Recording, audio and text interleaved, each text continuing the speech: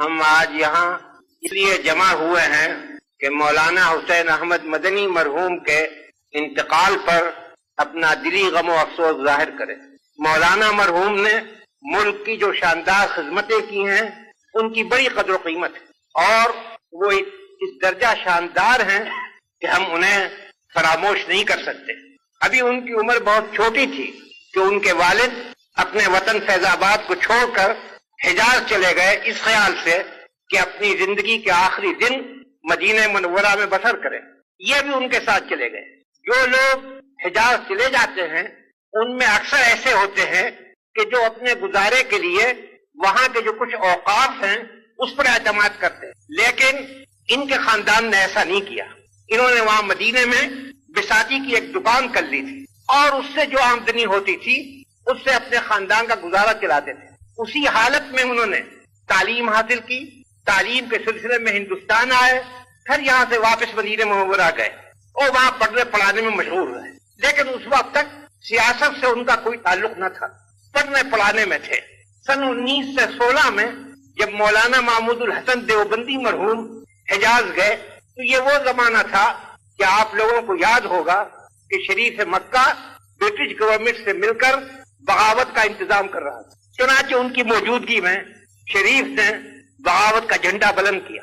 ظاہر ہے کہ مولانا محمود الحسن اس کو برداشت نہیں کر سکتے تھے، کسی نہ کسی طرح یہ خبر نکل گئی کہ وہ اس کے مخالف ہے۔ شریف نے انہیں گرفتار کیا اور جدے لا کر برٹش کونسل کے حوالے کر دیا۔ گرفتاری صرف ان کی تھی، لیکن مولانا حسین احمد جو ان کی خدمت میں رہتے تھے انہوں نے پسند نہیں کیا کہ وہ الگ رہیں۔ انہوں نے بھی اپنے کو پیش کیا، چنانچہ ان کو مالٹا میں لا کر رکھا گیا۔ جب لڑائی ختم ہو گئی اور مولانا محمود الحسن اور ان کے ساتھیوں کی رہائی کے لیے ملک میں صدائیں اٹھی تو گورنمنٹ نے انہیں رہا کیا۔ اس وقت یہ ہندوستان آئے۔ کچھ دنوں کے بعد کلکتے کی جامع مسجد میں نے ایک مدرسہ جاری کیا تھا تاکہ نان کوآپریشن کے سلسلے میں جن طالب علموں نے مدرسہ کالج کو چھوڑا تھا ان کی تعلیم کا انتظام ہو۔ وہاں ان کو مدرس اول مقرر کیا گیا، وہاں کام کرتے رہے، لیکن سیاسی جلسوں میں بھی شریک ہوتے تھے، مگر زیادہ انہوں نے ایکٹیو پارٹ اس وقت نہیں لیا۔ لیکن سن 1930 کے بعد انہوں نے اپنے تئیں آزادی کی لڑائی کے لیے وقف کر دیا، اور کانگریس کی کوئی تحریک ایسی نہیں ہوئی کہ جس میں انہوں نے مردانہ وار حصہ نہ لیا ہو اور شاندار قدم نہ اٹھایا۔ بار بار وہ جیل میں گئے، بار بار انہوں نے قید و بند کی تکلیفیں جھیلی، مگر ان کی پیشانی پر بل نہ آیا۔ اس سے بھی بڑھ کر جو چیز یاد رکھنے کے قابل ہے وہ مصیبتیں ہیں جو انہوں نے لیگیوں کے ہاتھوں سے اٹھائی۔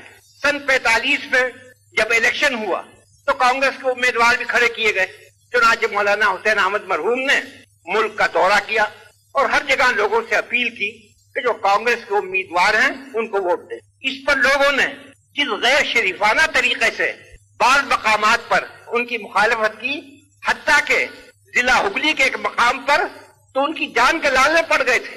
اگر ریلوے پولیس نے مداخلت نہ کی ہوتی تو ان کے لیے جان کا خطرہ پیدا ہو گیا تھا۔